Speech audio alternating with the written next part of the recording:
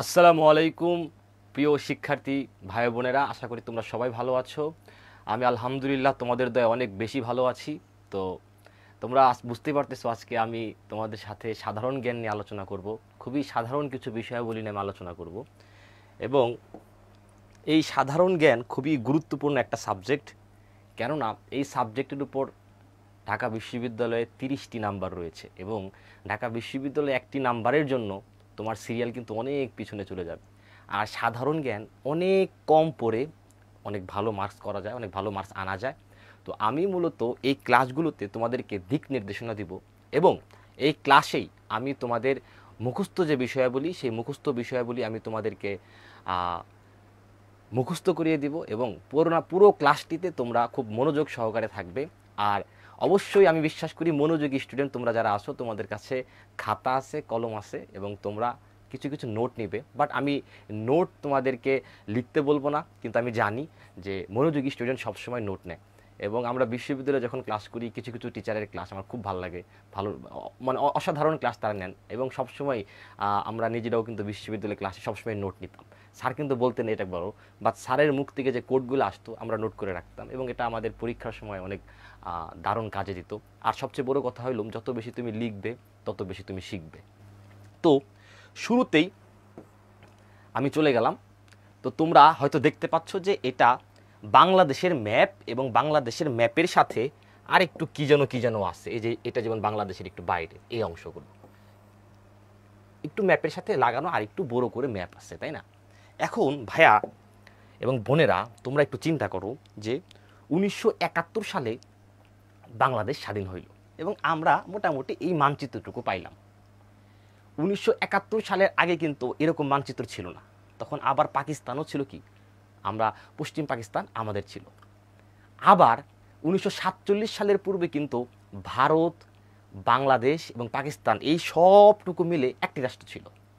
তো 1947 সালের ম্যাপ কিন্তু আবার আর এক রকম। তো এইভাবে তুমি অতীতে যাইতে থাকো, অনেক আগে চলে যাও। তুমি সেই হযরত ঈসা আলাইহিস সালাম যখন জন্মগ্রহণ করছেন, আজ থেকে সেই সময়ে বা তারও আগে তুমি যাইতে থাকো। ওই সময়েও কিন্তু ছোট ছোট অঞ্চল ছিল, ছোট ছোট দেশ ছিল, কিন্তু তখন দেশগুলোকে দেশ বলা হইতো না, তখন দেশগুলোকে বলা হইতো জনপদ। তো এরকম বিভিন্ন জনপদ তখন এই পৃথিবীতে ছিল, বিশেষ করে আমাদের এই ভারতীয় উপমহাদেশে অনেকগুলো জনপদ ছিল। সেই জনপদগুলো নাম কি এবং কোন স্থানে কোন জনপদ ছিল, আমি একটা উদাহরণ দিই। যেমন ধরো, দেখো একটা সময় এটা তো তোমরা চিনতে পারতেছো, এই অঞ্চলটুকু, এই যে হলুদ কালি দিয়ে আমি যেটুক মার্ক করলাম, এটুক এবং এটুক, এটা হচ্ছে সিলেট। এটা সিলেট, চট্টগ্রাম, তোমরা কিন্তু এটা দেখতে পারতেছো, এই দুইটা। এই সিলেট এবং চট্টগ্রাম এই মাঝখানেও কিন্তু আরো পাহাড় টাহাড় আছে কিছু। এই অঞ্চলটুকু মিলে একটা জনপদ ছিল, সেই জনপদের নাম ছিল হরিকেল। নাম কি? হরিকেল। হরিকেল হরিকেল হরিকেল হরিকেল হরিকেল হরিকেল। নামটা কি? হরিকেল। মুখ দিয়ে 4-5 বার তুমি এখন উচ্চারণ করে ফেলো আমার সাথে, হরিকেল হরিকেল হরিকেল হরিকেল হরিকেল হরিকেল হরিকেল হরিকেল হরিকেল। হরিকেল কি ছিল? এই যে বৃহত্তর সিলেট এবং বৃহত্তর চট্টগ্রাম এটুকু মিলে কি ছিল? হরিকেল ছিল, হরিকেল। ঠিক আছে, বৃহত্তর চট্টগ্রাম এবং এই যে সিলেট অঞ্চলটুকু এটুকু কি ছিল? হরিকেল। ঠিক তেমনি ভাবে এই যে দেখো এই অঞ্চলটুকু, এই অঞ্চলটুকুর রং কি? সবুজ। এটার রং কি? সবুজ। নাম কি? সমতট। বৃহত্তর কুমিল্লা ও নোয়াখালী অঞ্চল মিলেছিল কি? সমতট। বৃহত্তর নোয়াখালী এবং বৃহত্তর কুমিল্লা, বৃহত্তর নোয়াখালী এবং বৃহত্তর কুমিল্লা এই দুটার নাম কি ছিল? এই দুটার নাম ছিল সমতট। এক সময় এই অঞ্চলকে কি বলা হইতো? সমতট বলা হইতো। সমতট জনপদ ছিল এক সময় এই অঞ্চলটুকুর নাম। আবার তোমরা মাঝে মাঝে শোনো বঙ্গ বঙ্গ বঙ্গ। বঙ্গ আসলে কতটুকু ছিল? এই যে দেখো এইখানে এই যে কালারের যে অঞ্চলটুকু, এই অঞ্চলটুকু একসময় ছিল বঙ্গ। বৃহত্তর ঢাকা, ফরিদপুর, ময়মনসিংহ, পটুয়াখালী, এই যেদিকে পটুয়াখালী, এই অঞ্চলটুকু মিলে কি ছিল? এই অঞ্চলটুকু ছিল একসময় কি নাম ছিল তার? বঙ্গ। তাহলে দেখো এই যে ম্যাপটা, এই স্লাইডটা কিন্তু আমি ক্লাস শেষ হওয়ার সাথে সাথে এই ভিডিওর তোমার কি বলে ক্যাপশনে আমি কিন্তু লিঙ্ক আকারে এই স্লাইডগুলো দিয়ে দিব, এছাড়া আপলোডও করে দিব। এই স্লাইডটা তোমরা নামাবা এবং এই স্লাইডটা তোমরা দেখবা। এই স্লাইডটা তোমরা খুব মনোযোগ দিয়ে দেখলে খুব আরাম করে তোমরা বুঝতে পারবা যে আসলে কোন কোন জনপদ কোন অঞ্চলে ছিল। যেমন ধরো এই যে বরেন্দ্র, বরেন্দ্র, এই যে বরেন্দ্র, বরেন্দ্র কোনটুকু অঞ্চল জুড়ে ছিল? তুমি জানতে পারবা পুন্ড্র, পুন্ড্র কোনটুকু অঞ্চল ছিল? বৃহত্তর বগুড়া, রাজশাহী, রংপুর ও দিনাজপুর। এই যে রাজশাহী, রংপুর, দিনাজপুর, এটুক ছিল কি? এটুক ছিল হচ্ছে পুন্ড্র। বরেন্দ্র ছিল হচ্ছে এই যে পাবনা, এই যে অঞ্চলটুকু দেখো, এই অঞ্চলটুকু, এই অঞ্চলটুকু ছিল বরেন্দ্র। তেমনিভাবে তুমি দেখো এই যে এখানে আছে বাকেরগঞ্জ, এইখানে আছে কি বাকেরগঞ্জ। বাকেরগঞ্জ কতটুকু ছিল? বাকেরগঞ্জ ছিল হচ্ছে এই যেটুকু ছিল বাকেরগঞ্জ। বরিশাল, খুলনা, বাগেরহাট, এই যেটুকু অঞ্চলের নাম কি ছিল? বাকেরগঞ্জ। তো এইটা হুট করেই তোমার মুখস্থ হবে না, কিন্তু তোমার একটা মুখস্থ আজকে হয়ে যাবে। সেটা কি? হরিকেল। বৃহত্তর সিলেট আর বৃহত্তর সিলেট আর বৃহত্তর চট্টগ্রাম কি ছিল? হরিকেল। বঙ্গ, এই যে ঢাকা, ঢাকা বঙ্গে ছিল, ফরিদপুর বঙ্গে ছিল, ময়মনসিংহ বঙ্গে ছিল। তারপর তুমি দেখো এখানে আছে চন্দ্রদ্বীপ, বৃহত্তর বরিশাল, এই যে বৃহত্তর বরিশাল যে অঞ্চলটুকু, এটুকুর নাম ছিল কি? চন্দ্রদ্বীপ। এখন এই ম্যাপটাকে তোমাকে বারবার বারবার দেখতে হবে। এই ম্যাপটা তুমি বারবার দেখবা এবং এই নামগুলো মুখস্থ করবা খুবই ঠান্ডা মাথায়। তো এই নামগুলো তোমরা মুখস্থ করলে খুব আরাম করে তোমরা জানতে পারবা। তো হরিকেল মনে আছে তো? হরিকেল কি ছিল? বৃহত্তর সিলেট এবং বৃহত্তর চট্টগ্রাম, নোয়াখালী আর হচ্ছে কুমিল্লা। বৃহত্তর কুমিল্লা এবং নোয়াখালী, বৃহত্তর কুমিল্লা এবং নোয়াখালী, বৃহত্তর কুমিল্লা এবং নোয়াখালী মিলে কি ছিল? বৃহত্তর নোয়াখালী মিলে ছিল সমতট। সমতট ছিল বৃহত্তর নোয়াখালী এবং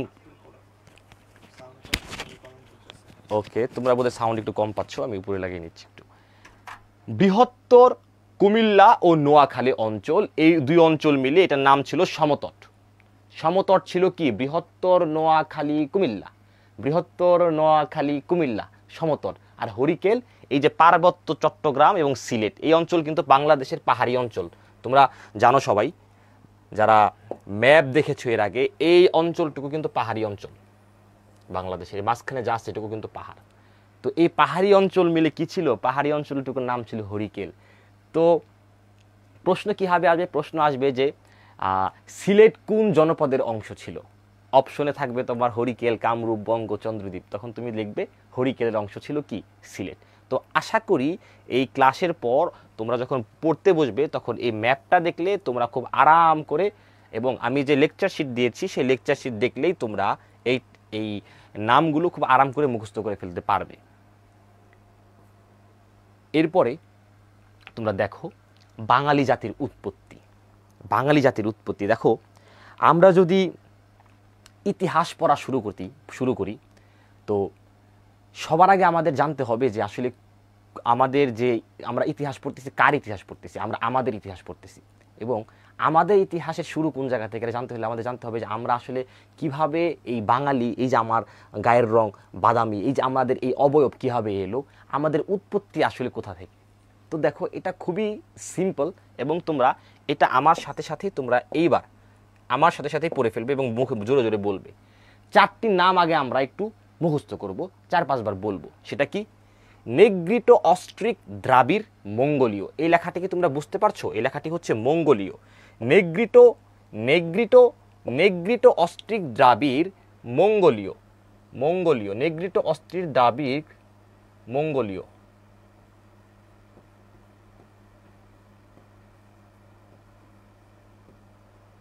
নেগ্রিটো, অস্ট্রিক, দ্রাবিড়, মঙ্গোলীয়, এই চারটির নাম আমরা একটু আগে মুখস্থ করি। নেগ্রিটো, অস্ট্রিক, দ্রাবিড়, মঙ্গোলীয়। নেগ্রিটো, অস্ট্রিক, দ্রাবিড়, মঙ্গোলীয়। নেগ্রিটো, অস্ট্রিক, দ্রাবিড়, মঙ্গোলীয়। নেগ্রিটো, অস্ট্রিক, দ্রাবিড়, মঙ্গোলীয়।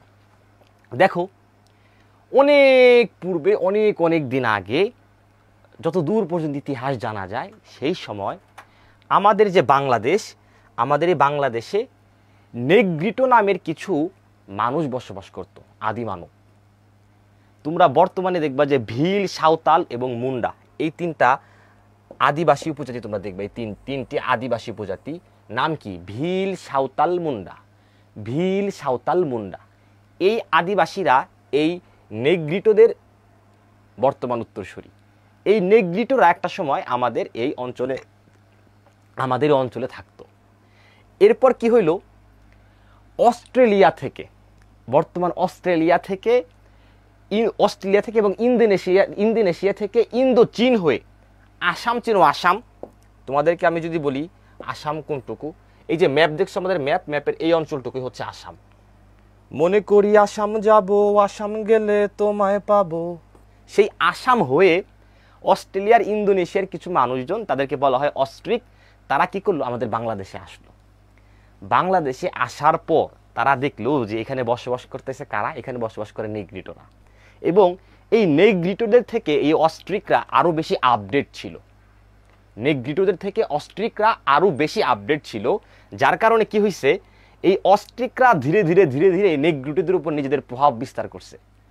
আমরা যে বর্তমানে কৃষিকাজ করি, দেখো না, চাষাবাদ করি, এই চাষাবাদ এই অস্ট্রিক জনগোষ্ঠী আমাদেরকে, ওই জনগোষ্ঠী আসলে চাষাবাদ আমাদের এই দেশে নিয়ে আসছে। তো অস্ট্রিক জনগোষ্ঠী চাষাবাদ করে, তাই দেখে এখন নেগ্রিটোরা কিন্তু এটা দেখে ওয়াও কি সুন্দর চাষাবাদ করতেছে, ওরা খাওয়া দাওয়া করতেছে। ওই নেগ্রিটোরা তাদের দেখা দেখি চাষাবাদ শিখলো এবং ধীরে ধীরে অস্ট্রিক জাতিগোষ্ঠী নেগ্রিটো জাতিগোষ্ঠীকে পুরোপুরি গ্রাস করে ফেলে। কোনো নেগ্রিটো নাই, সবাই অস্ট্রিক, এরকম একটা অবস্থা। ঠিক এরপরে দ্রাবিড় নামের আর একটা জনগোষ্ঠী আমাদের এই বাংলাদেশে আসে এবং ওরা আসে কই থেকে? ওরা আসে হচ্ছে ভারত থেকে, বর্তমান ভারতের যে সিন্ধু সভ্যতার নাম তোমরা শুনে থাকবে। সিন্ধু সভ্যতা, ওই যে জাতিগোষ্ঠী, ওই যে জনগণ, ওদের কি কিছু বংশধর কিন্তু একটা সময় এই অস্ট্রিকের পরে এই দ্রাবিড় জনগোষ্ঠী এই বাংলাদেশে আসে। আসার পর দ্রাবিড় জনগোষ্ঠী ছিল অস্ট্রিক জনগোষ্ঠীর থেকে আরেকটু আপডেট, কিন্তু নেগ্রিটো যেভাবে অস্ট্রিক জনগোষ্ঠীর কাছে গ্রাস হয়ে গেছে, এই অস্ট্রিকরা দ্রাবিড়দের কাছে কিন্তু গ্রাস হয়ে যায়নি। দেন অস্ট্রিক, দ্রাবিড়, এরা এই দুই জাতিগোষ্ঠীর মানুষ পরস্পর বিয়ে শাদীর মাধ্যমে, নিজেদের মাঝে সম্পর্ক ডেভেলপমেন্টের মাধ্যমে এরা মিলেমিশে একাকার হয়ে যায়। আর এই তিন জনগোষ্ঠী মিলেই মূলত আমরা যারা বাঙালি, আমরা এই বাঙালিদের আদি কিন্তু এই তিন জায়গা থেকে। এবং এই অস্ট্রিক জনগোষ্ঠীকে বলা হয় নিষাদ জাতি এবং আমাদের বাঙালি মানুষদের অধিকাংশ মানুষই এই অস্ট্রিক জাতিগোষ্ঠী থেকে গড়ে উঠেছে, এমনটা ইতিহাসবিদরা বলেন বা এই ব্যাপারে যারা গবেষণা করেন তারা বলেন। তো যাই হোক, সবার আগে আসলো কারা? সবার আগে আসলো নেগ্রিটোরা, তারপরে কারা আসলো? অস্ট্রিক, তারপরে কারা আসলো? দ্রাবিড়, তারপরে কারা আসলো? একই সাথে আসলো ওই সময় আসলো মঙ্গোলীয়রা। মঙ্গোলীয়রা কারা? এই যে তোমরা দেখো বর্তমানে ওরা আসলে মায়ানমার, এই চীন, এই অঞ্চলটুকু থেকে মঙ্গোলীয়রা আসলো। এই মঙ্গোলীয় কারা? আমরা দেখি যে গারো দেখি, চাকমা দেখি, মণিপুরি, খাসিয়া, তারপরে হাজং, কোচ, ত্রিপুরা, এই যে আমরা যে ক্ষুদ্র নৃগোষ্ঠী দেখি বা আদিবাসী আমরা যে জাতিগোষ্ঠী দেখি, এরা কিন্তু এই মঙ্গোলীয়দের উত্তরসূরি। তো এই মঙ্গোলীয়রা এই অস্ট্রিক, দ্রাবিড় এই জাতিগোষ্ঠীর সাথে খুব একটা মিশে নাই, যার কারণে কিন্তু দেখো এখনও যদি আমরা পার্বত্য চট্টগ্রাম, রাঙ্গামাটি, খাগড়াছড়ি যাই, আমরা সেখানে আদিবাসী দেখতে পাই, যারা কিন্তু আমাদের মতো দেখতে না, বাঙালিদের মতো দেখতে না, তাদের একটা ভিন্ন রূপ রয়েছে। কারণ কি? ওই মঙ্গোলীয়রা অস্ট্রিক, নেগ্রিটো এবং দ্রাবিড় যত জাতিগোষ্ঠী বা এইদের সাথে খুব একটা মিশে নাই, বিয়ে শাদী হয় নাই, যার কারণে তাদের কিন্তু একটা স্বতন্ত্র রূপ রয়েছে। তাহলে আমরা কি জানলাম? আমরা জানলাম যে আমাদের এই বাংলাদেশে আমাদের যে এই অঞ্চলটুকুতে সবার আগে ছিল নেগ্রিটোরা, তারপরে ছিল অস্ট্রিক, তারপরে ছিল দ্রাবিড় এবং মঙ্গোলীয়। মঙ্গোলীয়রা কারোর সাথে মিশেনি। আমরা এই অস্ট্রিক, নেগ্রিটো, দ্রাবিড় এরাই কিন্তু একদম মিলেমিশে একাকার হয়ে বাঙালি জাতির যে বেসমেন্টটুকু কিন্তু তারা ক্রিয়েট করেছে। এখন তোমরা বিভিন্ন জায়গায় বিভিন্ন স্থানে শুনবা আর্য, অনার্য, আর্য, অনার্য। এখন আর্য কারা, অনার্য কারা? এই চারটি এই 4টি জাতিগোষ্ঠীকে একত্রে বলে অনার্য। এই 4টিকে একত্রে বলে কি? অনার্য। আর এই 4 ছাড়া যারা আছে সবাই কি? আর্য। এখন আর্য কারা? আর্য হচ্ছে এই 4 জাতিগোষ্ঠী, কিন্তু এরা কিন্তু বাংলাদেশে আছে থাকার পর তারপর আর্যরা আমাদের ককেসাস পর্বতমালা থেকে তোমার ইউরোপের একটা পর্বতমালা আছে ককেসাস পর্বতমালা, ওই ককেসাস পর্বতমালার ওই অঞ্চল থেকে আর্যরা ঝাঁকে ঝাঁকে আমাদের এই ভারতীয় উপমহাদেশে আসে, আমাদের বাংলাদেশে আসে। ওই আর্যদের সাথে এই অনার্য যে জাতিগোষ্ঠী, এরা মিলেমিশে একাকার হয়ে ধীরে ধীরে ধীরে ধীরে এই যে বাঙালি হয়ে ওঠে। বাঙালি আমাদের মতো রক্ত মাংস শরীরের চামড়ার যে মানুষ, এই মানুষরা গড়ে ওঠে। এই আর্যদের সাথে অনার্যদের কি হয়েছিল? বিয়ে শাদী, একই সাথে তাদের চলাফেরা, এই যে এক আচার ব্যবহার, কৃষ্টি কালচার সব কিন্তু একাকার হয়ে মিলেমিশে ধীরে ধীরে ধীরে ধীরে এই যে আমাদের বাঙালির মতো আমরা আস্তে আস্তে গড়ে উঠি।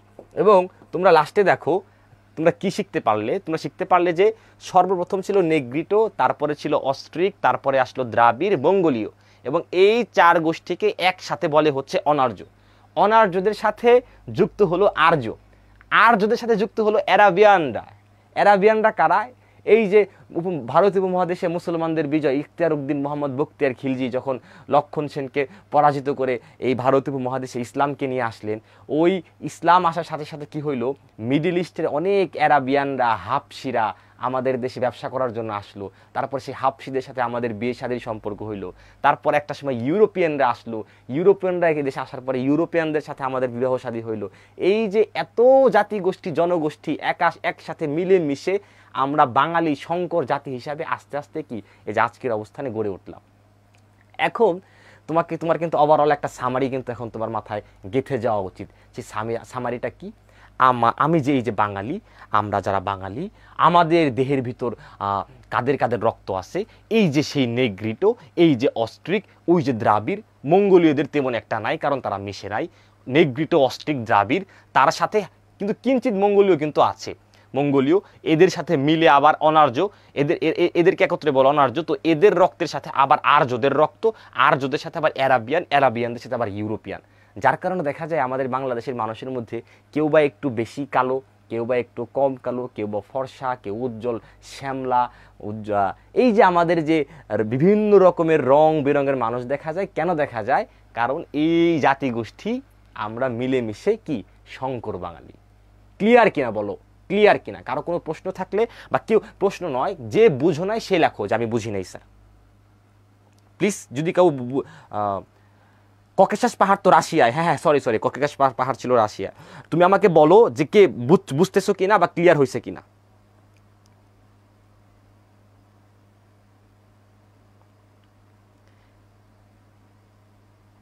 লাবিব সরকার বুঝি নাই, ঠিক আছে। আমি তোমাকে আর একবার ব্রিফ করি। দেখো, এই যে আমাদের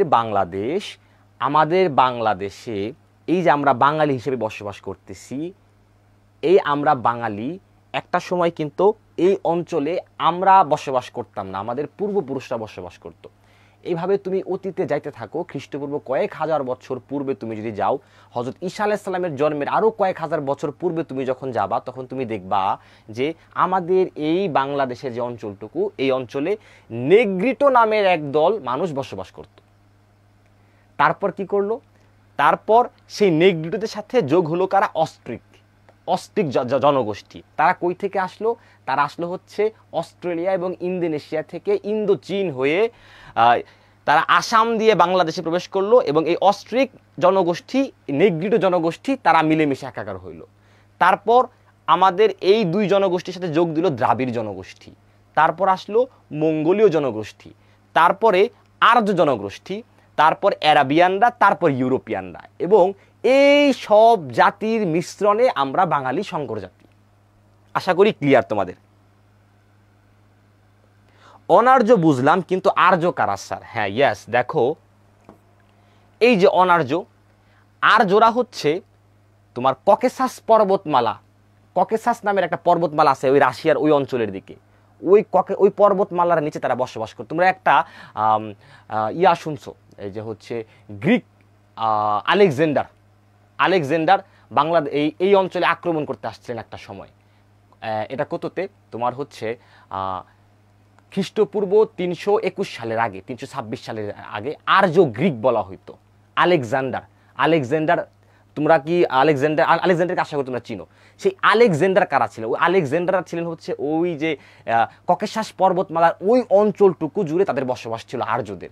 তো এই 4 জনগোষ্ঠী তো অনার্যরা তো মনে করো আমাদের এই দেশে আছে। তারপর কি হইলো, ওই আর্যরা ককেশাস পর্বতমালা থেকে দলে দলে দলে দলে আসলো এবং অনার্য এবং আর্যদের সাথে কি হইলো, একটা মিলেমিশে একাকার হয়ে গেল। এবং আর্যরা এত পরিমাণে আসছে, যখন এই ইতিহাসবিদরা এই ভাগ করতে বসছে, তখন তারা দেখছে যে আমরা শুধু আর্যদের এক ভাগে রাখি, আর আর্য ছাড়া বাকি যারা আছে 4 জন, এরা সবাই অনার্য। তো এই আর্য, অনার্য এবং তারপরে অ্যারাবিয়ান এবং ইউরোপিয়ান, এই সব মিলে হইতেছে বাঙালি জাতির উৎপত্তি। আশা করি ক্লিয়ার।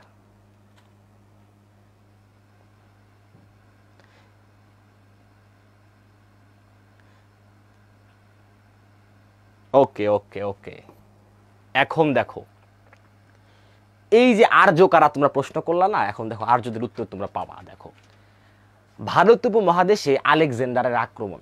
আলেকজান্ডার কিন্তু ছিলেন একজন দূরদর্শী মানুষ, তিনি বিশ্ব জয় করতে পছন্দ করতেন। এবং আলেকজান্ডারের পিতা ছিলেন হচ্ছে মেসিডোনিয়ার রাজা দ্বিতীয় ফিলিপস। তো তিনি একজন রাজার পুত্র ছিলেন। ওই গ্রিস, তোমরা গ্রিসের নাম তো শুনেছো, বর্তমানে গ্রিস মানচিত্রে দেখলে বুঝবে। ওই গ্রিসের ওই অঞ্চল মেসিডোনিয়া, ওই অঞ্চলের রাজা কারা ছিলেন?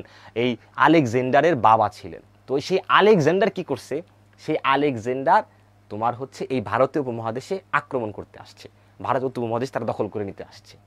তো এই আলেকজান্ডার ছিলেন হচ্ছে আর্য গ্রিক, মানে এই আর্যরা, ওই আর্যদের সাথেই কিন্তু নেগ্রিটো, অস্ট্রিক, দ্রাবিড় এবং মঙ্গোলীয় আমাদের যা জাতিগোষ্ঠী, তাদের সাথে কি বিবাহ শাদীর মাধ্যমে কিন্তু আমরা বাঙালি জাতি হয়েছি। তো আমরা এখানে মোটা দাগে মনে রাখবো হচ্ছে একটা চার্ট, সেটা হচ্ছে এই আলেকজান্ডারের শিক্ষক ছিলেন এরিস্টটল, গ্রিক দার্শনিক এরিস্টটল। তিনি কার শিক্ষক ছিলেন? তিনি ছিলেন এই আলেকজান্ডারের শিক্ষক। আবার এরিস্টটলের শিক্ষক ছিলেন প্লেটোর শিক্ষক ছিলেন কি? সক্রেটিস। তাহলে আলেকজান্ডারের শিক্ষক ছিলেন এরিস্টটল, এরিস্টটলের শিক্ষক কে ছিলেন? এরিস্টটল শিক্ষক ছিলেন প্লেটো, এবং প্লেটোর শিক্ষক ছিলেন কি? Socrates, Plato, Aristotle, Alexander. Socrates, Plato, Aristotle, Alexander. Socrates, Plato, Aristotle, Alexander, এখান থেকে বিভিন্ন সময় প্রশ্ন আসে। তো এই আলেকজান্ডার দ্য গ্রেট তাকে বলা হয়, তিনি অনেক দেশ জয় করছেন। তিনি এই একটা সময় কি করছিলেন? এই অঞ্চল আক্রমণ করছিলেন। এটা যীশুখ্রিস্ট জন্মের 327 বছর বা 350 বছর ওই সময়কালের ঘটনা। তোমরা খ্রিস্টপূর্ব এটা তো বুঝো আশা করি, যে আজ থেকে এটা কত সাল? এটা চলতেছে হচ্ছে 2023 সাল। আজ থেকে 2023 বছর আগে জন্মগ্রহণ করেছিলেন হযরত ঈসা আলাইহিসসালাম। হযরত ঈসা আলাইহিসসালামেরও জন্মেরও 300-র বেশি বছর, 327 বছর আগে এই আলেকজান্ডার এই ভারতীয় উপমহাদেশে আক্রমণ করেছিলেন। তো আমরা সেই সময় থেকে এই আজ পর্যন্ত 2023 সাল পর্যন্ত আমরা ইতিহাস একটু একটু করে পড়া শুরু করব। তো এখন আমরা মূলত ইতিহাসে ঢুকব। দেখো যীশুখ্রিস্ট জন্মের আরও 300-400 বছর আগে থেকে আমরা ইতিহাস পড়া শুরু করতেছি। মানে আজকে 2023 সাল, 2023 সালের থেকে আরও 300-400 বছর যোগ করো, মোটামুটি বলা চলে আমরা 2300 বছর আগে থেকে আমরা ইতিহাসটাকে সামারি আমরা পড়বো। আমাদের পুরো ইতিহাস কিন্তু পড়তে হবে না বিশ্ববিদ্যালয়ের জন্য। আমাদের ইতিহাসের খুবই অল্প কিছু সংখ্যক ইতিহাস আমাদের পড়তে হবে। কোনটুকু পড়তে হবে এটুকু কিন্তু আমি সিলেবাস আকারে তোমাদের শীট আকারে দিচ্ছি, এবং স্লাইডেও আমি ওই টপিকগুলো একটু একটু করে নিয়ে এসেছি, যাতে তোমরা ওভারঅল একটা ধারণা পাও। তো দেখো যীশুখ্রিস্ট জন্মের আগে থেকে ইতিহাস এই পড়তে গিয়ে আমরা 4টি বংশের নাম একটু মুখস্থ করে ফেলি। মৌর্য, গুপ্ত, পাল, সেন, এই 4টি বংশ আমরা একটু মুখস্থ করে ফেলবো। সেটা কি হবে? মৌর্য, গুপ্ত, পাল, সেন। আমরা মুখ দিয়ে বারবার বলবো, আমরা উচ্চারণ করে, তুমি জোরে জোরে মুখ দিয়ে 8-10 বার বলো। মৌর্য, গুপ্ত, পাল, সেন, মৌর্য, গুপ্ত, পাল, সেন, মৌর্য, গুপ্ত, পাল, সেন, মৌর্য, গুপ্ত, পাল, সেন, মৌর্য, গুপ্ত, পাল, সেন, মৌর্য, গুপ্ত, পাল, সেন, মৌর্য, গুপ্ত, পাল, সেন। মৌর্য হচ্ছে একটা বংশের নাম। সেই বংশের ধারাবাহিকভাবে বেশ কয়েকজন রাজা একটা সময় আমাদের এই অঞ্চল শাসন করেছেন। তারপর গুপ্ত আরেকটি বংশের নাম, গুপ্ত বংশের বেশ কিছু রাজা আমাদের এদের শাসন করেছেন। পালও সেম, সেনও সেম। তোমরা শুনেছ না লক্ষণ সেনকে পরাজিত করে ইখতিয়ার উদ্দিন মোহাম্মদ বখতিয়ার খলজি আমরা কি করেন, এই যে ভারত উপমহাদেশে আমাদের এখানে ইসলামের আগমন ঘটে লক্ষণ সেনকে পরাজয় করার মাধ্যমে। সেই লক্ষণ সেন, ওই সেন বংশের রাজা কিন্তু লক্ষণ। তো 4টি বংশ, মৌর্য, গুপ্ত, পাল, সেন, ওই সেন বংশের মাধ্যমেই এই 4টি বংশের শাসনকাল শেষ হয়ে যায়। এরপরে কি মুসলমানরা আমাদের আগমন করে। তো আশা করি তোমাদের মুখস্থ হয়েছে মৌর্য, গুপ্ত, পাল, সেন, মৌর্য, গুপ্ত, পাল, সেন, মৌর্য, গুপ্ত, পাল, সেন, মৌর্য, গুপ্ত, পাল, সেন। এখন দেখো এই ম্যাপটা অনেক ওল্ড ম্যাপ, আমি এই ম্যাপটা পাইনি কোথাও। তোমরা এই একটা অঞ্চল দেখতে পাইতেছো, এটার নাম হচ্ছে মগধ, আর এটা হচ্ছে বাংলাদেশ। এই মগধ রাজ্য মূলত এই এতটুকু জুড়ে ছিল ওই সময়। তো এটুকু হচ্ছে মগধ, এটুকু হচ্ছে বাংলাদেশ। এটুকু জাস্ট খালি মাথায় রাখো, এই যে এখন দেখো ক্লিয়ার হয়ে যাবে কেন মগধের ম্যাপটা তোমাদের দেখাইলাম। সেটা হচ্ছে খ্রিস্টপূর্ব 321 অব্দ, মানে বুঝতে পারছো হজরত ঈসা আলাইহিস সালাম জন্মের 321 বছর পূর্বে, খ্রিস্টপূর্ব 321 অব্দ। এই যে মগধ দেখলাম, মগধ, এই মগধের একজন রাজা ছিলেন, সেই রাজার নাম ছিলেন চন্দ্রগুপ্ত। খ্রিস্টপূর্ব 321 অব্দ মগধের রাজা ছিলেন চন্দ্রগুপ্ত। এখন তোমরা একজন প্রশ্ন করেছো, প্রশ্ন কিভাবে আসবে? এখন প্রশ্ন আসবে যে এই চন্দ্রগুপ্ত মৌর্য কে ছিলেন, অথবা প্রশ্ন আসতে পারে যে মৌর্য বংশের প্রতিষ্ঠাতা কে ছিলেন। সেখানে অপশনে আসলো চন্দ্রগুপ্ত মৌর্য, আসলো বিন্দুসার, আসলো মনে করো হচ্ছে তোমার ধর্মপাল, আসলো আর একটা অপশনে আসলো। তো তোমাকে সেখান থেকে চন্দ্রগুপ্ত মৌর্য হচ্ছে মৌর্যের নাম তোমার লিখতে হবে, কারণ চন্দ্রগুপ্ত মৌর্য ছিলেন এই মৌর্য বংশের প্রথম শাসক এবং প্রতিষ্ঠাতা। তাহলে খ্রিস্টপূর্ব 321 অব্দ, খ্রিস্টপূর্ব কত অব্দ? 321 অব্দ। ওই মগধের রাজা ছিলেন চন্দ্রগুপ্ত এবং ওই মগধের রাজধানীর নাম ছিল পাটালিপুত্র। আর এই চন্দ্রগুপ্ত মৌর্যের একজন কি ছিলেন জানো, একজন প্রধানমন্ত্রী ছিলেন, সেই প্রধানমন্ত্রীর নাম ছিল চাণক্য। এই চাণক্য নামটা তোমাদের একটু মনে রাখতে হবে ভাইয়ারা, তোমরা একটু বেশ কয়েকবার মুখ দিয়ে বলে ফেলো, উচ্চারণ করলেই মুখস্থ হয়ে যায়। চাণক্য, চাণক্য, চাণক্য, চাণক্য, চাণক্য, চাণক্য। চন্দ্রগুপ্ত মৌর্য, চন্দ্রগুপ্ত মৌর্য, মৌর্য বংশের প্রতিষ্ঠাতা কে ছিলেন? চন্দ্রগুপ্ত মৌর্য। চন্দ্রগুপ্ত মৌর্যের সেনাপতি কে ছিলেন? সেনাপতি ছিলেন চাণক্য। এখন চাণক্যকে আমরা কেন মনে রাখবো? কারণ চাণক্য 2টি বই লিখেছিলেন। একটি বইয়ের নাম ছিল অর্থশাস্ত্র, আরেকটি বইয়ের নাম ছিল চাণক্য নীতি। এবং এই যে অর্থশাস্ত্র নামে তিনি যে বইটি লিখেছিলেন না, এই বইটাকে বলা হয় তোমার ওই অর্থনীতির উপর একটা মনে আদি বই, অর্থনীতির একটা কেন্দ্রবিন্দু। তিনি ওই সময়ে এই 321 সাল, খ্রিস্টপূর্ব 321 সাল, মানে আজ থেকে 2023-এর সাথে আরো 321 যোগ করো, যোগ করলে যা হয় ঠিক এত বছর পূর্বে এই চাণক্য অর্থনীতির উপর যে বই লিখেছিলেন অর্থশাস্ত্র, সেই অর্থশাস্ত্র বই থেকে এখনও সেই বই কিন্তু ধরো অর্থনীতির যে মূল যে বই ওয়ার্ল্ডে যে কয়েকটি রয়েছে তার মধ্যে কিন্তু ওই অর্থশাস্ত্র একটি। এবং তার আরেকটি বই আছে চাণক্য নীতি, তার কিছু নীতি ছিল, নীতির উপর তিনি কিছু বই লিখেছেন, চাণক্য নীতি। এবং মজার ব্যাপার হচ্ছে এই 2টা বইয়েই তিনি কি করছেন জানো, এই 2টা বই তিনি ছদ্মনাম ব্যবহার করেছেন, তিনি চাণক্য নাম দেন নাই। ছদ্মনাম কি লিখছেন? কৌটিল্য। তাহলে কৌটিল্য কার ছদ্মনাম ছিল? পরীক্ষায় যদি আসে তুমি কি লিখবা? তুমি লিখবা চাণক্যের। চাণক্য কে ছিলেন? চাণক্য ছিলেন চন্দ্রগুপ্ত মৌর্যের কি প্রধানমন্ত্রী। এরপর এই চন্দ্রগুপ্ত মৌর্যের সন্তান বিন্দুসার। দেখো বিন্দুসার ছিল হচ্ছে খুব একটু শান্তিপ্রিয় মানুষ, শান্ত মানুষ। তার সম্পর্কে ইতিহাসে অত বেশি আলোচনা, কারণ তিনি খুবই শান্তিপ্রিয় ছিলেন। এই বিন্দুসারের ছেলে ছিল অশোক, সম্রাট অশোক। তোমরা অনেকেই নাম শোনো, এবং ভারতে গেলে দেখবা সম্রাট অশোকের অনেক বড় একটা মূর্তি থাকে। এবং সম্রাট অশোককে বলা হয় হচ্ছে বৌদ্ধ ধর্মের কনস্ট্যান্টাইন। কনস্ট্যান্টাইন কে ছিলেন? কনস্ট্যান্টাইন ছিলেন একজন তোমার কি বৌদ্ধ ধর্মের একজন গুরু ছিলেন। তো এই সম্রাট অশোক ছিল কার ছেলে? বিন্দুসারের ছেলে। সম্রাট অশোক তিনি একটু তেজি ছিলেন, কোনো একটা সময় কোনো একটা কারণে কালিঙ্গের রাজা, কালিঙ্গ নামে আরেকটি রাজ্য ছিল ঠিক সেই সময়, ওই মগধের সাথে আরেকটা রাজ্য ছিল কালিঙ্গ, ওই কালিঙ্গের রাজার সাথে কোনোভাবে অশোকের একটা যুদ্ধ লেগে যায়। সেই যুদ্ধে কি হয়, সেই যুদ্ধে প্রচুর রক্তপাত ঘটে, প্রচুর হানাহানি ঘটে, এবং এই রক্তপাত দেখে অশোকের মনে গভীর বেদনা রেখাপাত করে, গভীর বেদনা জন্ম নেয় অশোকের মনে। এরপর অশোক কি করে, অশোকের আর এই রক্তপাত, এই রাজ্য, এই সব কিছু থেকে তার বিতৃষ্ণা চলে আসে। সে তখন বৌদ্ধ ধর্মে দীক্ষা নেওয়া শুরু করেন, এবং বৌদ্ধ ধর্মকে সামনের দিকে এগিয়ে নেওয়ার জন্য তিনি অনেক অনেক অনেক বেশি কাজ করেন। এজন্য সম্রাট অশোককে বলা হয় বৌদ্ধ ধর্মের কনস্ট্যান্টাইন। তো আমরা এখন কিন্তু পড়তেছি প্রাচীন ইতিহাস। আমরা শুরু করছি কত থেকে, আমরা শুরু করছি খ্রিস্টপূর্ব 321 অব্দ থেকে। তো খ্রিস্টপূর্ব 321 অব্দ মগধের রাজা ছিলেন চন্দ্রগুপ্ত। এই চন্দ্রগুপ্তের রাজধানী ছিল পাটালিপুত্র।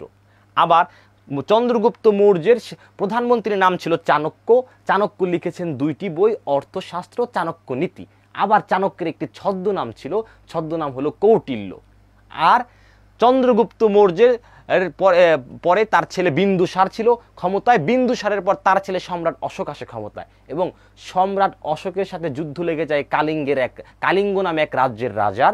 এই দুই যুদ্ধের হতাহত ঘটনার এবং রক্তপাত দেখে সম্রাট অশোক সিদ্ধান্ত নেয় যে না, আমি আর যুদ্ধ, এই রাজা, এই রাজদরবার, এত রাজকীয় জীবন আমার প্রয়োজন নেই, আমি একটু নিরিবিলি বাকিটা জীবন পার করতে চাই। সে তখন তার পরবর্তী জীবন বৌদ্ধ ধর্মের সেবায় কাটিয়ে দেয়, যার কারণে তাকে বৌদ্ধ ধর্মের অনেক বড় একজন গুরু হিসাবে এখনো দেখা হয়।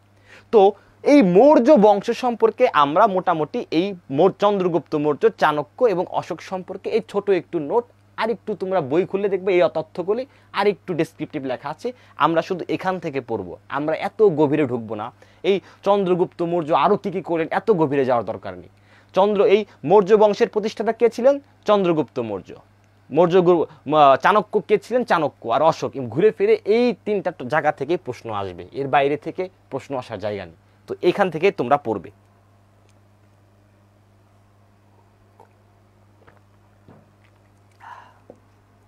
এরপরে মৌর্যর পর আসে কারা? মৌর্যর পর আসে হচ্ছে গুপ্ত।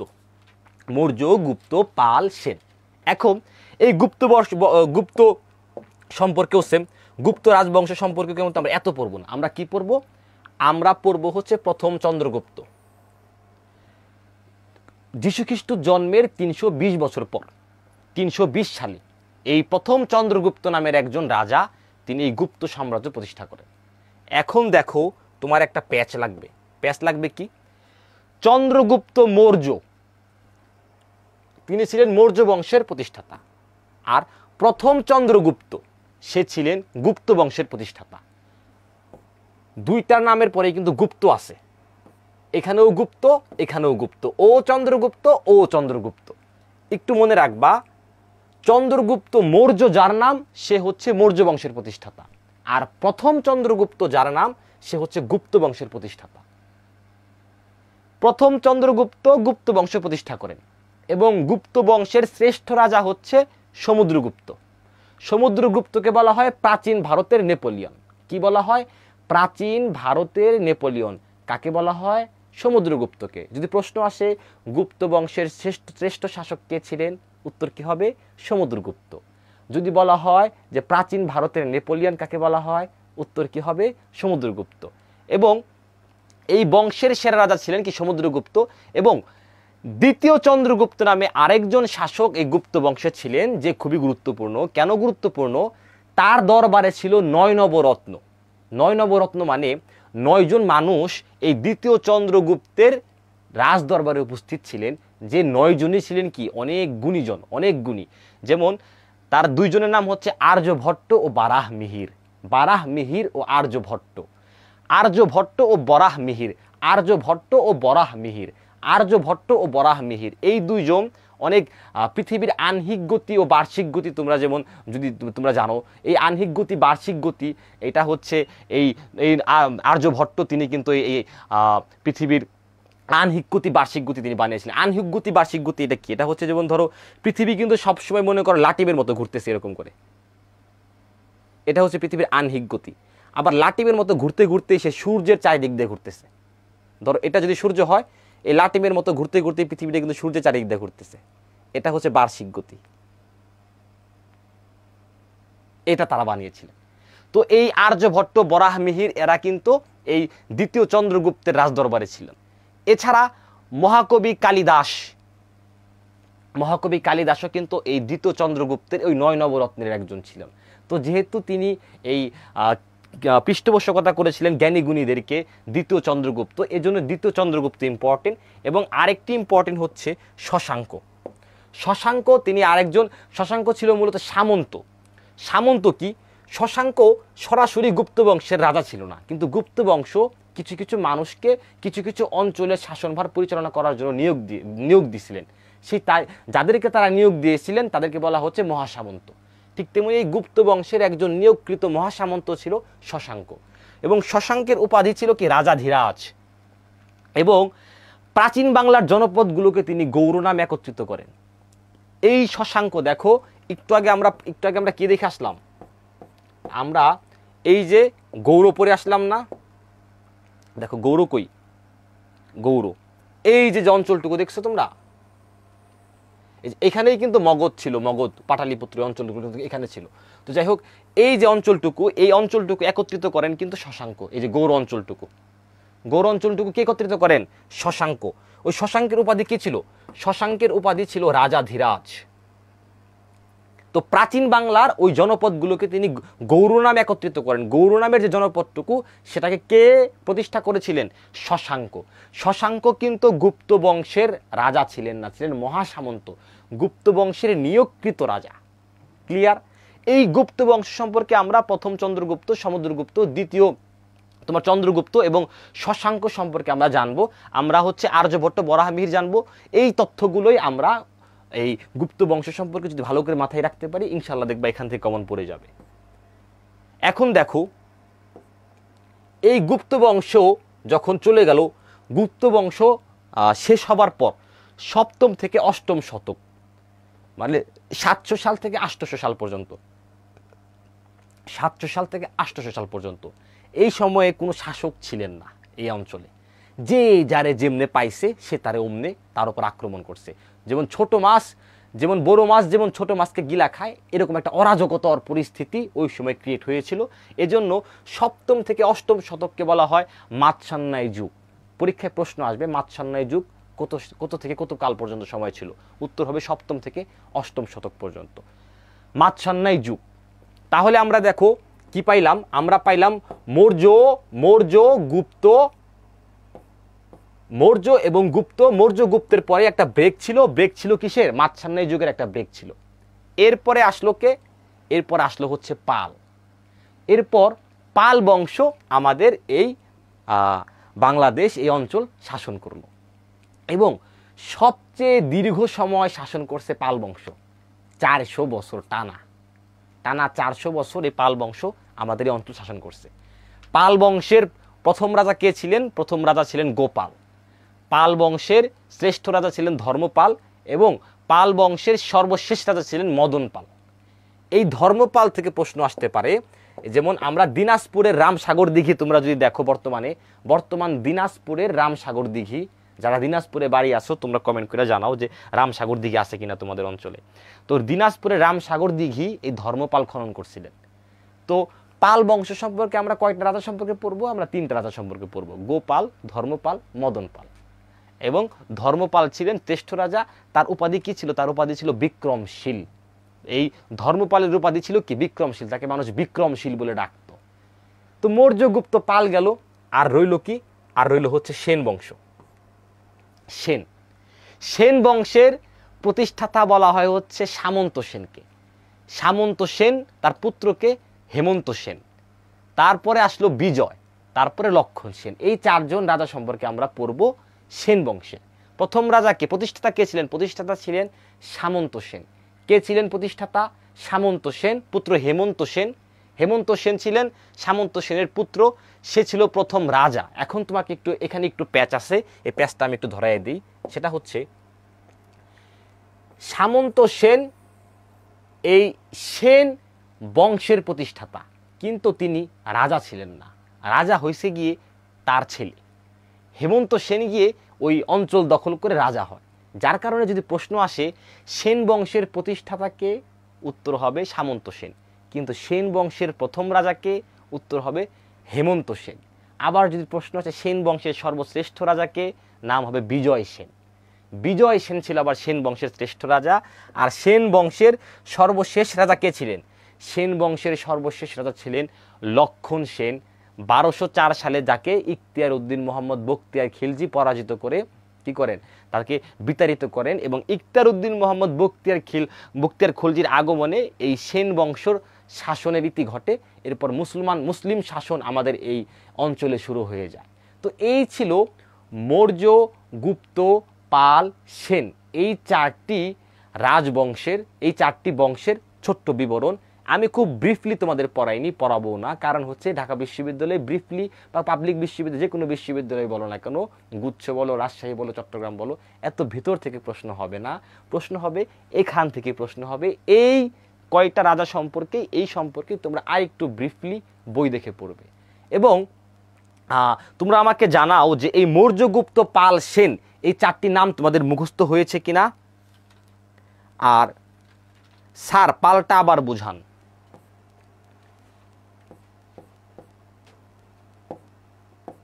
মৌর্য, গুপ্ত, পাল, সেন আমরা কি পড়ব? আমরা পড়ব এই মৌর্য বংশের প্রতিষ্ঠাতার নাম, মৌর্য বংশের আর কারা কারা শাসক ছিলেন তাদের সম্পর্কে ছোট্ট বিবরণ। তো সবার আগে মৌর্যরা আমাদের অঞ্চল শাসন করলো, মৌর্যদের পরে গুপ্তরা শাসন করলো। গুপ্তদের শাসনের পর একটু গ্যাপ ছিল 100 বছরের। ওই সময়ে মাতসান্নায় যে যাকে পাইছে সে তার উপর আক্রমণ করে চলছে, অরাজকতার পরিস্থিতি। তারপরে পাল বংশ 400 বছর আমাদের এদের শাসন করছে। 400 বংশে কিন্তু পাল বংশের কিন্তু অনেক রাজাই কিন্তু শাসন করছে। তার মধ্যে সব রাজা আমরা পড়ব না। আমরা কয় রাজার কথা পড়ব? আমরা পড়ব হচ্ছে তোমার গোপাল, ধর্মপাল এবং মদন পাল সম্পর্কে। গোপাল ছিল হচ্ছে এই পাল বংশের প্রথম রাজা। এবং গোপাল কেমনে রাজা হয়েছে? ধরো হচ্ছে তোমার ওই মাৎসন্ন ওই সময়ে যখন চারিদিকে অরাজকর পরিস্থিতি, তখন সব মানুষ যায় গোপালে ধরছে যে গোপাল তুমি রাজা হয়ে যাও, তুমি রাজা হয়ে আমাকে বাঁচাও। গোপাল তখন ওই সময় গণ্যমান্য কোনো ব্যক্তি থাকলে গোপাল ছিল, তো গোপালের মানুষ গিয়ে রাজা বানাই দিছে। দেন গোপালের পরে ধর্মপাল এবং মদন পাল, এরকম আরও কিছু পাল বংশের শাসকরা ওই সময় অঞ্চল শাসন করছে।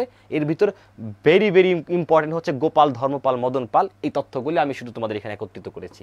এরপরে আসলো সেন বংশ, এবং সেন বংশের পরাজয় হলো কার হাতের মাধ্যমে? সেন বংশের পরাজয় হলো ইখতিয়ার উদ্দিন মোহাম্মদ বখতিয়ার খিলজির মাধ্যমে 1204 সালে। তো আশা করি এই ইনফরমেশনটুকু তোমরা বই দেখে আরেকটু ব্রিফলি পড়বে। এবং ইতিহাস থেকে অনেক জোর করে ইতিহাস সব মুখস্থ করা দরকার নাই, একদম শন হুপ পাই টু পাই তোমরা মুখস্থ করবে এটুকুর দরকার নাই। বরং ইতিহাসটাকে তোমরা একটু বারবার রিডিং পড়তে থাকো, একটু জানার জন্য পড়তে থাকো। এবং ইতিহাস অংশ থেকে যে অনেক প্রশ্ন হবে এখান থেকে তা না। এই এতক্ষণ যেটুকু থেকে পড়ালাম এখান থেকে একটা কোশ্চেন আসছে, মাঝে মাঝে আসে, প্রতি বছর যে আসে তা কিন্তু না। ভেরি ভেরি ইম্পর্টেন্ট টপিকগুলো আগামীতে আসবে, যেখান থেকে আমরা মাস্ট বি পড়বো। কিন্তু ইতিহাস আমাদের জানা থাকতে হবে এই অঞ্চলটুকু, কারণ প্রশ্ন আইসেও যেতে পারে। এই আসলে আবার এখান থেকে আসবে, যে প্রাচীন ইতিহাস থেকে আসে। আশা করি তোমরা বুঝতে পারছো। তো এ পর্যায়ে তোমাদেরকে আমি একটা গান শোনাবো, যে গানটা আমি 2015 সালে যখন ইউনিভার্সিটি অ্যাডমিশন দিই ওই সময় এই পড়াটা পড়তে গিয়ে মুখস্থ করার সময় লিখছিলাম। তারপর বিশ্ববিদ্যালয়ে চান্স পাওয়ার পর আমি ওই গানটা বানাইছিলাম। তো এ পর্যায়ে এবং ওই সময় আমার একটা ভিডিও ছিল, এবং এই যে অডিওটা তোমরা এখন শুনবা সেই অডিওটা সে সময় তৈরি করা। তো এ পর্যায়ে একটি হিপ হপ গান পরিবেশিত হতে যাচ্ছে, তো তোমরা গানটা শোনো।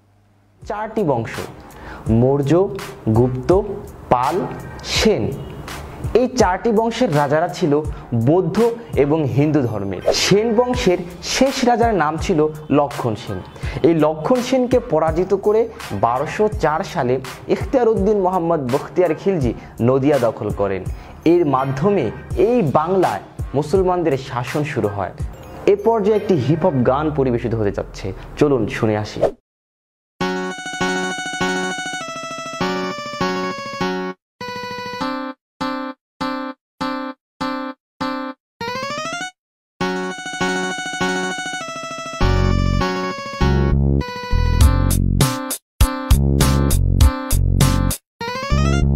খ্রিস্টপূর্ব 321 অব্দ মগধের রাজা ছিলেন চন্দ্রগুপ্ত। রাজধানী ছিল তার পাটালিপুত্র, আর চাণক্য লিখেছেন অর্থশাস্ত্র। গুপ্ত বংশ 320 সনে প্রথম চন্দ্রগুপ্ত বসে পাটালিপুত্রের সিংহাসনে, তারা ক্ষমতা প্রাপ্ত। বংশের সেরা রাজা সমুদ্রগুপ্ত, দ্বিতীয় চন্দ্রগুপ্তই বিক্রমাদিত্য। তার দরবারে ছিল 9 নবরত্ন, পারা মিহির ও আর্যভট্ট হুনদের আক্রমণে গুপ্ত টুকরো টুকরো। রাজাধিরাজ উপাধি রাজা শশাঙ্ক গৌড়ের রাজধানী করেন কর্ণ সুবর্ণ। এরপর চলে আসে পাল যুদ্ধ, পালের 400 বছরের এক দীর্ঘকাল। পালের জ্যেষ্ঠ রাজা ধর্মপাল, নির্মাণকারী ছিলেন সোমপুর বিহারের সামন্ত সেন পুত্র হেমন্ত সেন। অত্যাচারী রাজা লক্ষণ, অন্যায় থামাতে শত্রুকে হারাতে 1204 বখতিয়ার খিলজির আক্রমণ।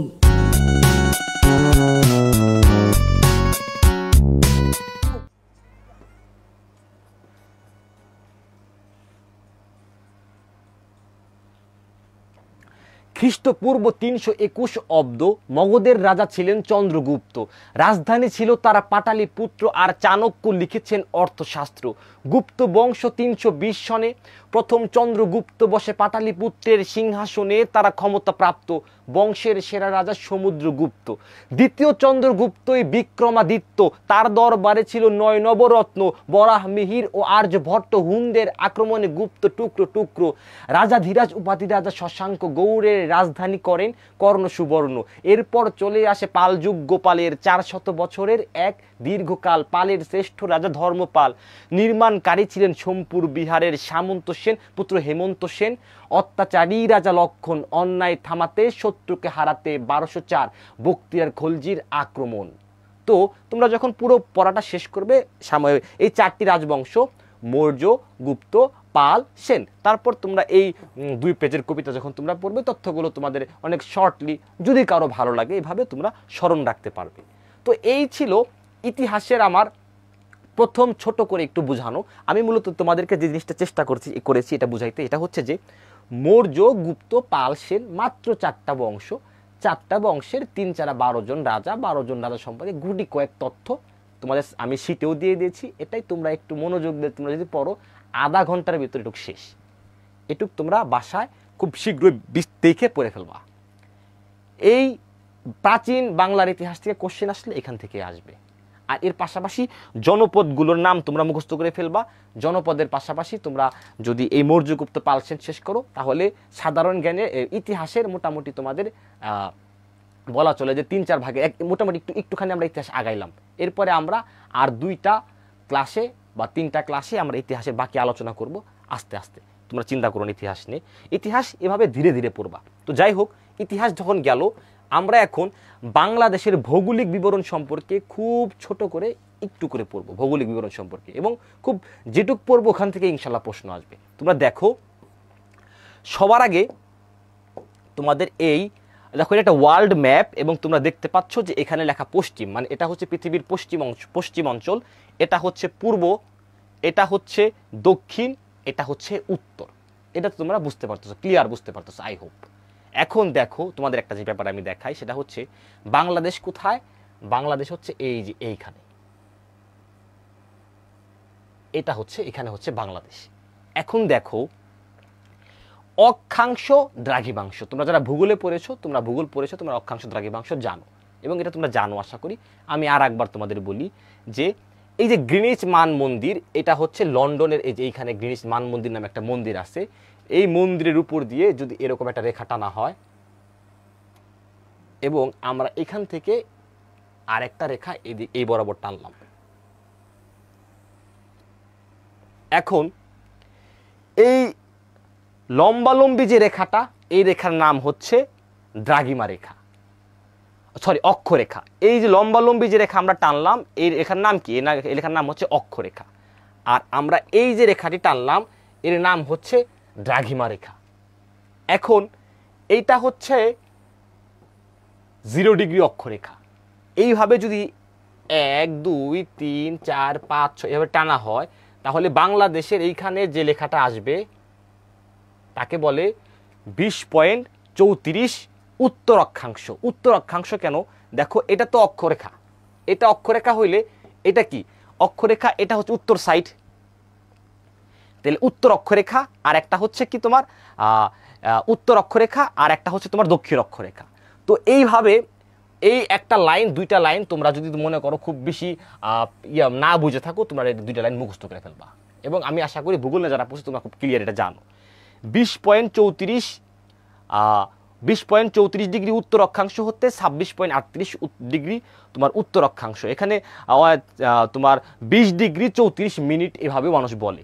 তো 20 ডিগ্রি 34 মিনিট থেকে 26 ডিগ্রি 38 মিনিট উত্তর অক্ষাংশ পর্যন্ত হচ্ছে কি বাংলাদেশের এই তোমার হচ্ছে বাংলাদেশের উপর দিয়ে যে অক্ষরেখা বা যেখানে বাংলাদেশ অবস্থিত ওটাকে হচ্ছে তোমার এই দুইটার মাঝখানে বাংলাদেশ অবস্থিত। ঠিক একইভাবে দ্রাঘিমাংশও তাই। 80 ডিগ্রি 01 মিনিট থেকে 92 ডিগ্রি 41 মিনিট পর্যন্ত যে দ্রাঘিমাংশ, এটাতে হচ্ছে তোমার এই বাংলাদেশ এই দ্রাঘিমাংশে এই জায়গাতে আসলে বাংলাদেশ অবস্থিত। তো এই জিনিসটা তোমরা মুখস্থ করে ফেলবা, এটা খুবই সিম্পল, দুইটা তথ্য, ছোট তথ্য। তো এরপরে আমরা বাংলাদেশের ভূপ্রকৃতি নিয়ে আলোচনা করব। বাংলাদেশের ভূপ্রকৃতি কি, বাংলাদেশের ভূমির প্রকৃতি, বাংলাদেশের মাটি আসলে কেমন।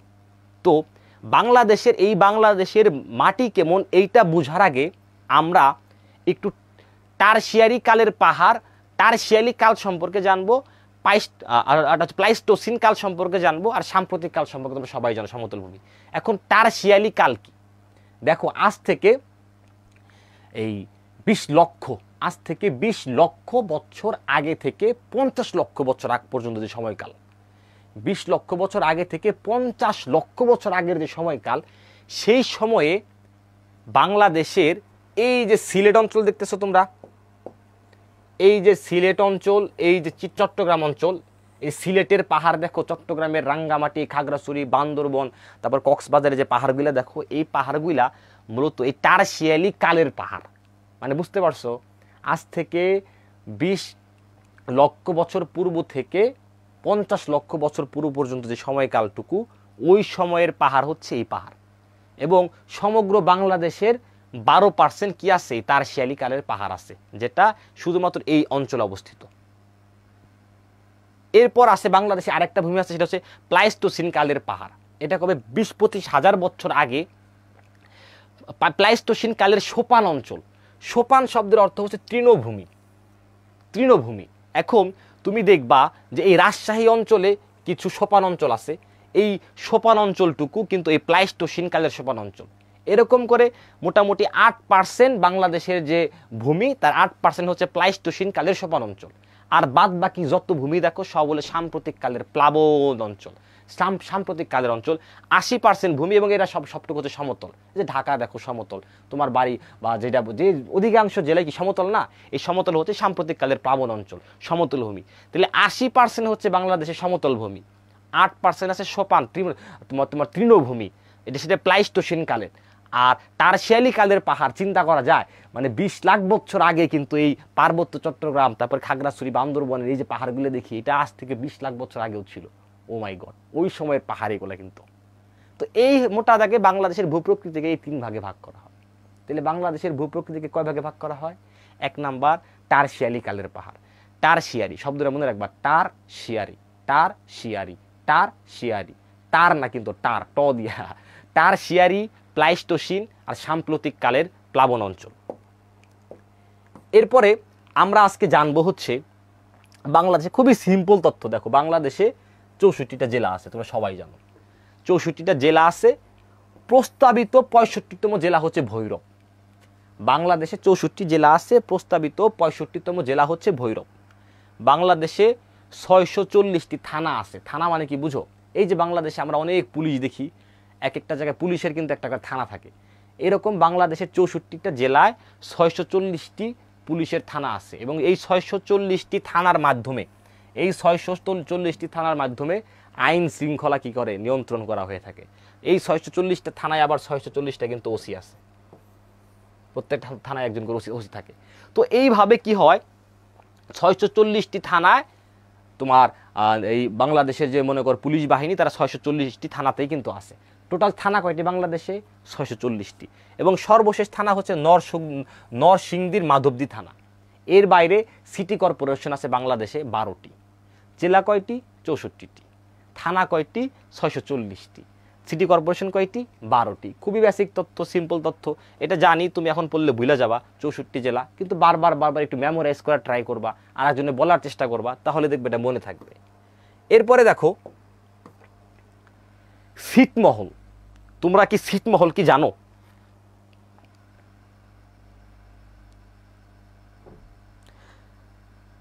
স্যার 5-10 মিনিট ব্রেক দিলে ভালো হয়। একটু গ্যাপ দিতে চাও? ওকে, কিভাবে গ্যাপ দিও বলো? ছিটমহল পড়াবো, একটু গ্যাপ দিয়ে পড়াই। ওকে,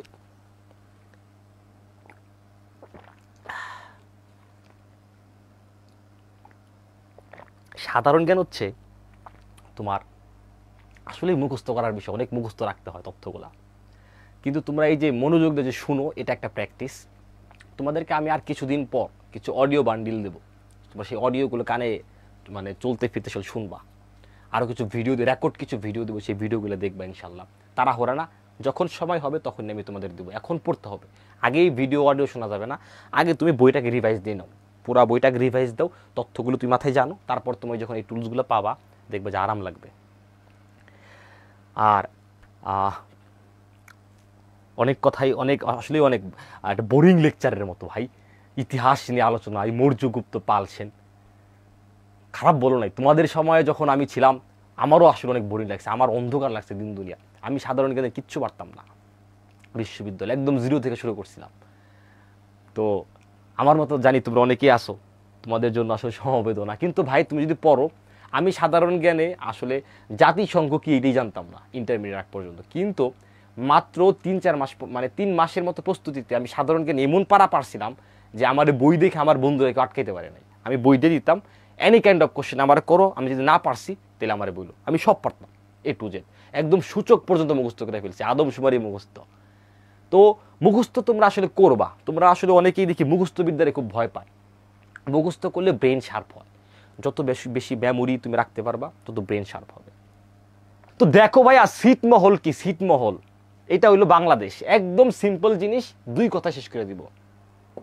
ছিটমহল হইতেছে এইটা হইলো বাংলাদেশ। এই বাংলাদেশের ভিতর 111টা অঞ্চল আছে, এই যে দিক দিয়া 111টা অঞ্চল এক সময় ছিল। সেই অঞ্চলগুলা বাংলাদেশের ভিতর অবস্থান, কিন্তু মালিক হইল গিয়া ইন্ডিয়া। এই যে ইন্ডিয়া, ভারত হইল মালিক। এই যে বাংলাদেশের চারপাশ দিয়েই কিন্তু তোমার ভারত, এদিকে কিন্তু ভারত, এইখানে হচ্ছে মায়ানমার। তো এই ইন্ডিয়ার 111টা ছোট ছোট অঞ্চল বাংলাদেশের ভিতরে আছে, তাদেরকে বলে হচ্ছে ছিটমহল। আবার বাংলাদেশেরও 51টা অঞ্চল আছে ইন্ডিয়ার ভিতরে, যাকে বলা হয় বাংলাদেশের ছিটমহল। পরে কি হয়েছে, 2015 সালে একটা চুক্তি হয়েছে বাংলাদেশের, সেই চুক্তিতে 51টা ছিটমহল যেগুলা হইতেছে ইন্ডিয়ার ভিতরে, এগুলোর মালিক ইন্ডিয়া হয়ে গেছে। আর 111টা ছিটমহল যেটা বাংলাদেশের ভিতর আছে তোমার হচ্ছে ভারতের, ওই 111টা ছিটমহলের মালিক হয়ে গেছে বাংলাদেশ। তো এইটা হচ্ছে ধরো বাংলাদেশের একটা ভালো অ্যাচিভমেন্ট, এই ডিলটা ইন্ডিয়ার সাথে খুব ভালো হয়েছে, এজন্য এখান থেকে প্রশ্ন আসতে পারে। তো আশা করি তোমরা ছিটমহল ব্যাপারটা কি বুঝতে পারছো। মানে বাংলাদেশের ভিতর বলা এটা কিছু হইলো, বাংলাদেশের ভিতর 111টা ছোট ছোট এলাকা আছে, গ্রাম আছে, যেটার মালিক হলো ইন্ডিয়া, ওরা সব ইন্ডিয়ার নাগরিক।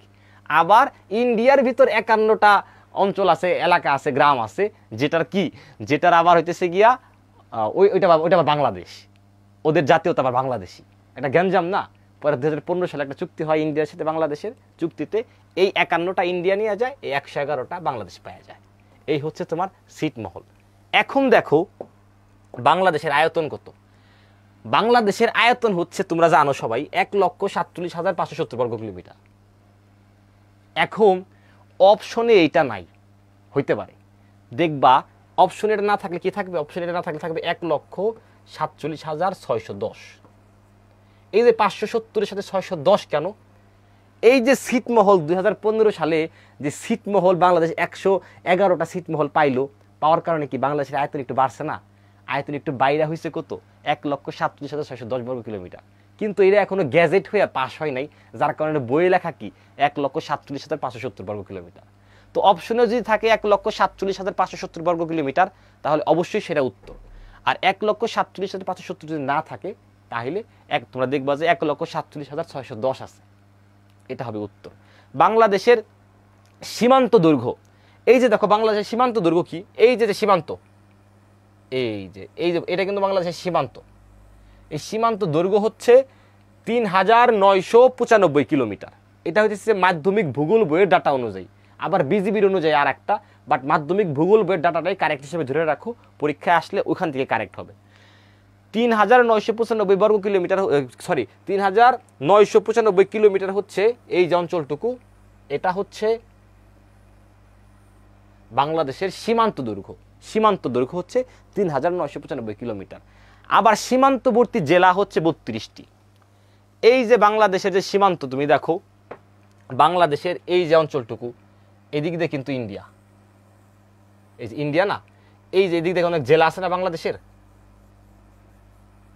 এরকম ৩২টা বাংলাদেশের জেলার সাথে তোমার বাইরের যে দেশ ইন্ডিয়া এবং মায়ানমার তার সীমান্ত লাগানো জোড়া আছে, যার জন্য ৩২টা জেলা আছে বাংলাদেশের, যেটাকে কি বলে সীমান্তবর্তী জেলা। এখন একটা অঙ্ক করি, দেখো অঙ্ক দেখো, অঙ্কটা হচ্ছে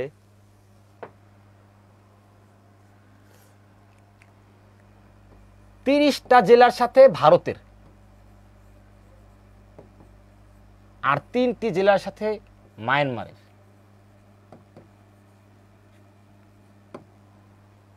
৩০টি জেলার সাথে ভারতের সীমান্ত আছে আর ৩টি জেলার সাথে মায়ানমারের সীমান্ত আছে, তাহলে দুইটা যোগ করলে হয় ৩৩। কিন্তু সীমান্তবর্তী জেলা হচ্ছে ৩২। কারণ কি? কারণ এই তিনটার ভিতর একটা হলো কমন, রাঙ্গামাটি। রাঙ্গামাটি এমন একটি জেলা যে জেলার সাথে কি ভারতের সীমান্ত আছে, আবার মায়ানমারের সীমান্ত আছে। তাহলে বুঝে বাংলাদেশে কিন্তু একটা পয়েন্ট আছে, যে পয়েন্টের একদিকে বাংলাদেশ আর একদিকে মায়ানমার আর একদিকে ভারত। সেটা কোন জায়গায়? সেটা হচ্ছে রাঙ্গামাটিতে। এখন দেখো বাংলাদেশে কিছু পাহাড় আছে, তোমরা সবাই জানো। পাহাড়ের ভিতর সবচেয়ে বড় পাহাড়, যেটা বড় পাহাড় বলতে অনেক বড় পাহাড়, ওই পাহাড়টা হচ্ছে বৃহত্তম পাহাড়। এবং বৃহত্তম পাহাড়টা অবস্থিত কই জানো? বৃহত্তম পাহাড়টা অবস্থিত কিন্তু ময়মনসিংহের গারো পাহাড়। এবং ওই পাহাড়ে গারো আদিবাসীরা থাকে, গারো উপজাতি আদি ক্ষুদ্র নিগোষ্ঠী যারা আছে তারা থাকে কোথায়? ময়মনসিংহের ওই যে ময়মনসিংহের ওই গারো পাহাড়ে। তাহলে সবচেয়ে বড় পাহাড় কোন জায়গায়? ময়মনসিংহে। আবার তোমার মৌলভীবাজার জেলায় কুলাউড়া নামে একটা পাহাড় আছে, সেই পাহাড়ে ইউরেনিয়াম পাওয়া গেছে। ইউরেনিয়াম কিন্তু একটা খুবই তেজস্ক্রিয় পদার্থ, এবং ওই যে তোমার পারমাণবিক বোমা তৈরিতে কিন্তু ইউরেনিয়াম ব্যবহৃত করা হয়, বম টম তৈরিতে। তো এই ইউরেনিয়াম পাওয়া গেছে কোন জায়গায়? এই যে কুলাউড়া নামের একটা পাহাড় আছে, সেই পাহাড়টা কোন জায়গায়? মৌলভীবাজারে। যার জন্য কি এটা সাধারণ জ্ঞান হয়ে গেছে, মুখস্থ করতে হবে, কারণ ওই ইউরেনিয়াম তো লাগবে, এটা আমাদের দেশের একটা সম্পদের মতো। বাংলাদেশের সর্বোচ্চ পাহাড় কোনটা জানো? সবচেয়ে বড় মানে উঁচু পাহাড়, তার নাম হচ্ছে বিজয় বা তাজিংডং। এটা বান্দরবনে অবস্থিত। বিজয় হইতেছে বাঙালি নাম, আর তাজিংডং হচ্ছে ওই জায়গায় যে আদিবাসী তাদের নাম, তাজিংডং বিজয়। তাহলে বাংলাদেশ সবচেয়ে বড় পাহাড় কোনটা? তাজিংডং বা বিজয়। এছাড়াও বান্দরবনে আরো দুইটা সুন্দর পাহাড় আছে, চিম্বুক আর নীলগিরি। তোমরা যারা বান্দরবন ঘুরতে গেছো তোমরা জানো। তো এই হচ্ছে পাহাড়। কিন্তু এই পাহাড়গুলো কোন যুগের বলো তো? এই পাহাড় কিন্তু ওই টারশিয়ারি যুগের। টারশিয়ারি যুগ মনে আছে তো? 20 লাখ থেকে 50 লাখ বছর আগ পর্যন্ত যে সময়কাল, ওইটাই ছিল তার টারশিয়ারি যুগ। তো চিম্বুক, নীলগিরি, বিজয়, তাজিংডং কোথায় অবস্থিত? এরা কিন্তু সব বান্দরবনে অবস্থিত। পাহাড় গেল। এখন আসো দ্বীপ। বাংলাদেশে কিছু দ্বীপ আছে, খুবই শর্টকাটে আমরা কিছু দ্বীপ পড়বো। সেটা হইতেছে গিয়া 1 নম্বরে হইতেছে সেন্ট মার্টিন দ্বীপ। সেন্ট মার্টিন দ্বীপের প্রচুর নারিকেল গাছ। সেন্ট মার্টিন দ্বীপে যায় দেখবা যে খালি নারিকেল আর নারিকেল। এই জন্য সেন্ট মার্টিন দ্বীপের পূর্ব নাম ছিল নারিকেল জিঞ্জিরা। নারিকেল জিঞ্জিরা। আয়তন হইতেছে মাত্র 8 বর্গ কিলোমিটার। এই সেন্ট মার্টিনে জোয়ারের সময় তলায় যায়, ভাটার সময় আবার জায়গা ওঠে। সেন্ট মার্টিনের একটা অংশ আছে, সেটার নাম হলো সেরা দ্বীপ। জোয়ার হইলেই সেন্ট মার্টিন থেকে দ্বীপটা বিচ্ছিন্ন হয়ে যায়, আর ভাটা হইলেই সেন্ট মার্টিন থেকে হাইটা সেরা দ্বীপে যাওয়া যায়। ওই সেরা দ্বীপ হইতেছে বাংলাদেশের সর্বদক্ষিণের জায়গা। বাংলাদেশের সর্বদক্ষিণের স্থানের নাম কি? সেরা দ্বীপ। বাংলাদেশের কক্সবাজারে একটা মাত্র দ্বীপ আছে, যে দ্বীপে পাহাড় আছে, সেই দ্বীপের নাম হলো মহেশখালী। এই মহেশখালী দ্বীপটা এত সুন্দর। তোমরা যদি কক্সবাজারে, সবাই তো যাই হচ্ছে মেরিন ড্রাইভে, কক্সবাজার গেলে মানুষ শুধু সৈকতে ঘুরে, কিন্তু মহেশখালী কেউ জানে না। মহেশখালী কিন্তু একটা দ্বীপ, যে দ্বীপটাই হচ্ছে খালি পাহাড়ের দ্বীপ, এবং সেই দ্বীপের মাঝখান দিয়ে নৌকা না ঘোরা যায়, অনেক সুন্দর। আবার বাংলাদেশের একটা জেলা আছে, জেলা হচ্ছে ভোলা জেলা। এই যে এইখানে জেলাটা, ভোলা জেলা। ভোলাপুরা জেলাটা একটা দ্বীপ জেলা, বাংলাদেশের একমাত্র দ্বীপ জেলা হইতেছে ভোলা, যেখানে অসংখ্য দ্বীপ আছে এবং ভোলাকে বলা হইতেছে বাংলাদেশের সবচেয়ে বড় দ্বীপ, বৃহত্তম দ্বীপ। দ্বীপ সম্পর্কে এই কয়টা তথ্য, আর দু একটা দ্বীপ আছে বই খুলে দেখবা শেষ। নদী, নদী কি এখন দেখো, বাংলাদেশের সবচেয়ে প্রশস্ততম, দীর্ঘতম এবং গভীরতম, প্রশস্ততম, দীর্ঘতম এবং গভীরতম নদী হইতেছে কি মেঘনা। সবচেয়ে মোটা প্রশস্ততম নদী, সবচেয়ে দীর্ঘতম নদী, আবার তোমার গভীরতম নদী, একদম মাটির নিচে অনেক গভীর, নাম কি মেঘনা। মেঘনা নদী কই থেকে উৎপন্ন হয়েছে বলতো? আসাম থেকে। আসাম গেলে তোমায় পাবো, আসাম থেকে উৎপন্ন, আসামের লুসাই পাহাড় থেকে উৎপন্ন হয়েছে কি মেঘনা নদী। বাংলাদেশে আর একটা নদীর নাম ব্রহ্মপুত্র, এবং ব্রহ্মপুত্রকে বলা হয় আন্তর্জাতিক নদী। তার কারণ কি, এই ব্রহ্মপুত্র নদী সেই চায়না, তিব্বতের মানস সরোবরে এলো, হইল গিয়ে এই তোমার ব্রহ্মপুত্র নদী উৎপন্ন হয়েছে। সেইখান থেকে চীন হইয়া, ইন্ডিয়া হইয়া বাংলাদেশে ঢুকছে, মানে তিনটার দেশ, তার উপর দিয়ে কিন্তু ব্রহ্মপুত্র নদী, কিন্তু ব্রহ্মপুত্র নদ, নদী না নদ, ব্রহ্মপুত্র নদ সেখান থেকে কি ছুটে চলতেছে। তো এই জন্য ব্রহ্মপুত্র নদকে বলা হয় আন্তর্জাতিক নদী। আবার তোমার তোমার 1800 সালের না 1700 সালের দিকে এক সময় কি হয়েছে জানো, ওই ব্রহ্মপুত্র নদীর তলদেশে একটা ভূমিকম্প হয়েছে, মানে নদীর তলদেশে ভূমিকম্প হইয়া তোমার মাটি ভাগ হয়ে গেছে, আর একদিকে ভাগ হয়ে যাওয়ার পর আর একদিকে একটা স্রোত সৃষ্টি হয়েছে। সেই স্রোতের যে নদী উৎপন্ন হয়েছে সেই নদীর নাম হলো যমুনা নদী। বাংলাদেশ থেকে ভারতে গেছে মাত্র একটা নদী, বাংলাদেশে জন্মগ্রহণ কইরা ভারতে ঢুকছে একটা নদী, তাকে বলে কোকিল নদী, তাকে বলে হচ্ছে কুলিক নদী, কুলিক বা কোকিল। বাংলাদেশ থেকে উৎপন্ন হয়ে ভারতে ঢুকছে একটা নদী, নাম কি কোকিল, আর একটা কোকিল বা কুলিক। আর ইন্ডিয়া থেকে উৎপন্ন হইয়া বাংলাদেশে আসছে এমন তিনটা নদী আছে, সাঙ্গু, মাতামুহুরি, নাফ। সাঙ্গু, মাতামুহুরি, নাফ। সাঙ্গু, মাতামুহুরি, নাফ। বইটা নিয়ে একদম ঠান্ডা মাথায় পড়তে হবে।